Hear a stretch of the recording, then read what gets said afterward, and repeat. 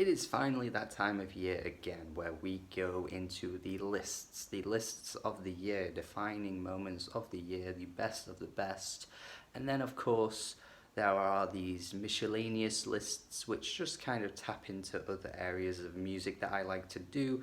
Of course, the official, like, big lists, the best songs and best albums, that kind of thing, won't be coming for at least a few more weeks. So don't worry, I'm not going to go back on my word and just drop that at the beginning of December when I don't usually really like that, I guess, habit that music publications tend to have. But what I do love doing is just hitting out with these extra lists that kind of tap into other areas of music that happened in 2019 that I like to talk about. I didn't do this last year, but I will be doing it this year, and that is the biggest surprises of the year. Of course, if you have any recommendations for lists like this, hit me up, tell me what I should do, because I do these lists as I said, but obviously this is a new one. I do disappointed albums as well, so that kind of will go hand in hand with this one. But if you have any other suggestions, let me know. I'd love to see what you've got. 5 albums that surprised me the most in 2019. Before I get to the official 5, no order by the way, I don't order lists like this, there's no point really, it's just 5 albums that surprised me, there's no real reason to order it with 5 to 1 or whatever. But I do want to mention a few other things that surprised me that I wanted to just kind of give a little nod to. The Sheena Ringo album that came out, did not expect that to be my favourite album of hers in general. I've liked her music in the past, I think some of her albums are pretty good, some of her albums are really good, but I genuinely love this new Sheena Ringo album and not many people seem to, so I think that is pretty surprising for me to hit that conclusion that this one over the Cup of Tea album is in fact better. Hobo Johnson getting the yellow flannel from Mr. Anthony Fantano. To this day, I think about that probably once a week and just kind of chuckle to myself. Now, I'm not mocking him for having an opinion, because I probably say some albums are great that he thinks, what?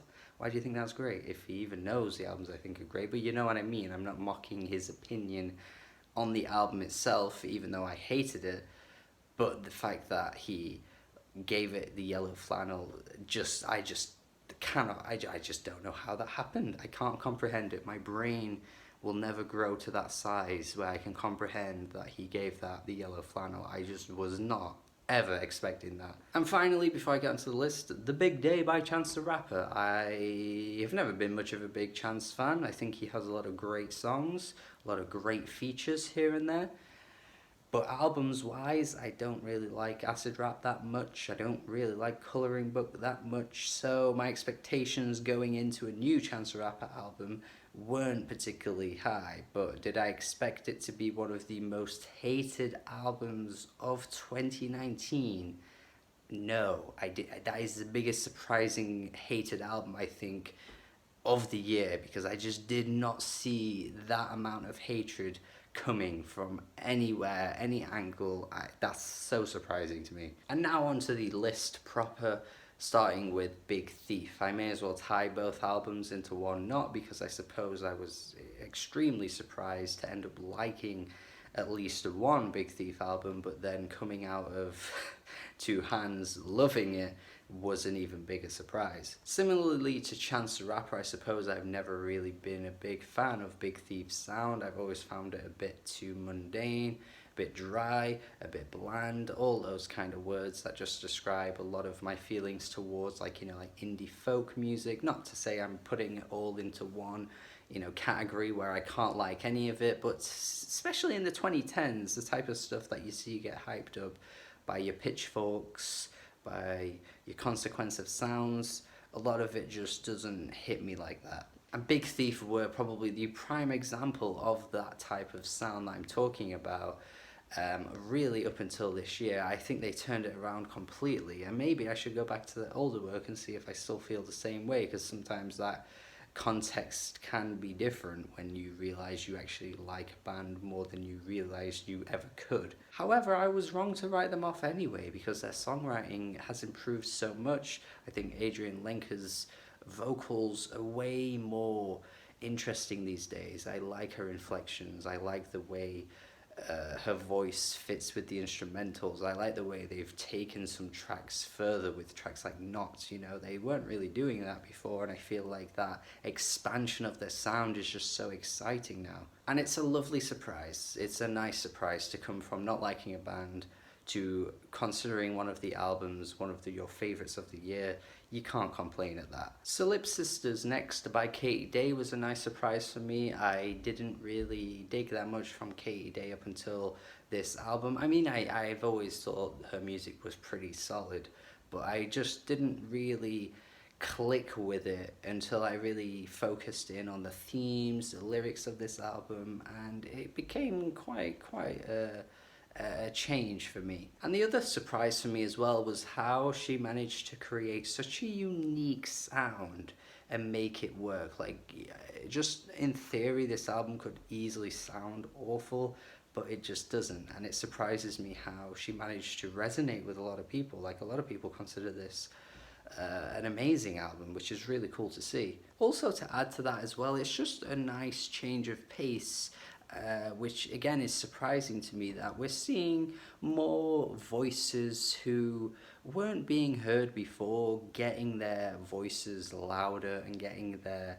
experiences heard. I do think it can be a bit reductive sometimes when we just kind of throw artists like K-Day into the LGBT camp, when in fact her individual experience is not the same as other people's individual experiences within the LGBT community. You know, Katie Day is not living the same experience as Uboa. Uboa isn't living the same experience as Weather Day. So I think slapping a label on all of them and acting like they're all from the same sort of category, I think is unfair. But the importance is the fact that this platform is growing for people like this. 2019 seems to have given a bigger platform to artists like this who can express their experiences and there be an audience for it, and that's a surprise for me. I think I wasn't expecting it, and it's good to see that it's happening, and it should keep happening in years to come. It's good, it's a good thing.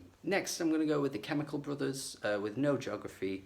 I just did not think this album was gonna slap so hard. What the hell, man? These tracks are so damn banging. Yes, unfortunately, the Chemical Brothers have not seen that amount of success in the 2010s. Their 2010 album, Further, should not be ignored. It should not be ignored.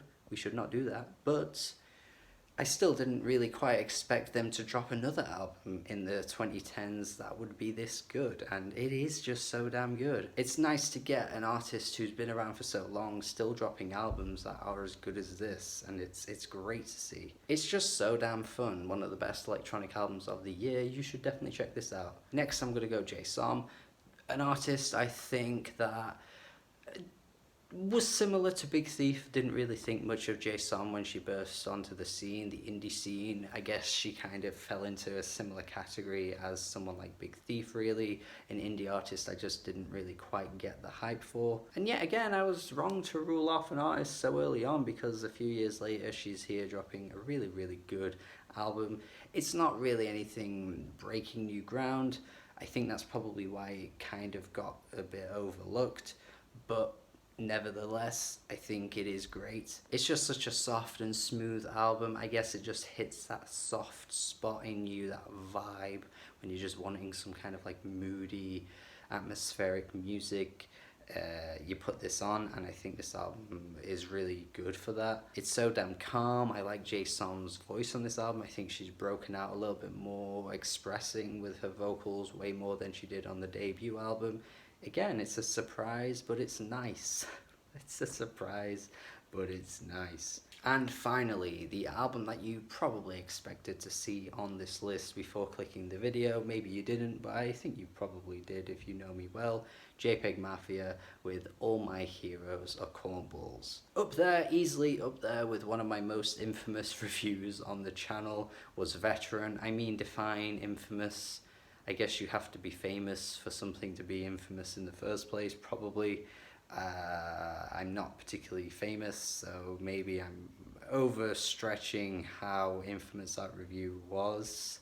But the point is, for my channel size, to get as hounded as I did on that review. I suppose I could say it's infamous. The point is, Veteran didn't like it. I still don't really like it, and people still don't understand why. But his new album here, I think, just really went beyond the extra mile to really shape his production style in a completely new fashion for JPG Mafia. And not only just that, but in hip-hop in general, really. I just don't personally think there are that many producers around in hip-hop at the moment that really do what Peggy does. And I guess even on Veteran he was doing things that other producers weren't doing too, so I can't really hate on the album too much.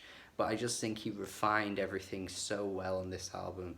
His singing was a delight to listen to, honestly. Like, the way he utilized auto-tune and stuff like that, I think was just really, really well done. I just dug his style completely on this album. It just felt like a completely fresh sound, considering Veteran was only last year, and this just hit me way more than I expected it was going to. So yeah, I guess this is the list. These albums surprised me the most in 2019. Hopefully you enjoyed this video. Give me your thoughts on what I said throughout the video. Give me your thoughts on what you think were the biggest surprises to you. You don't have to list out 5, but you could if you want to, or just give me a few examples. That'd be great too. Hopefully you enjoyed the video. Hopefully you stuck around for the whole thing. Have a good day. Goodbye, and see you later.